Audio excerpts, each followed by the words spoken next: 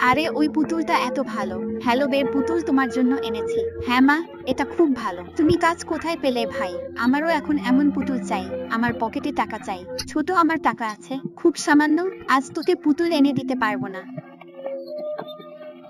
না ভাই, আমি এই পুতুলটা চাই না। আমি এটা নেব। আমাকে ভাবতে হবে। ছুটে গিয়ে আদিয়া ছুটে চলতে। হ্যাঁ, দোকান থেকে অনেক বেলুন কিনেছি। এখন আমি একে একে সবাইকে ফুলিয়ে দেব। তুমি সব ফুল মিস করেছো। রেডি হয়ে গেছো? এখন আমি এগুলোকে নিজের মতো করে বানাই। আমি এরকম কিছু করি। আমি এভাবে বানাবো। তাহলে এমনি এমনি হয়ে গেল ভাই। আপনি অনেক কষ্ট করে আমার জন্য একটা দল বানাচ্ছেন।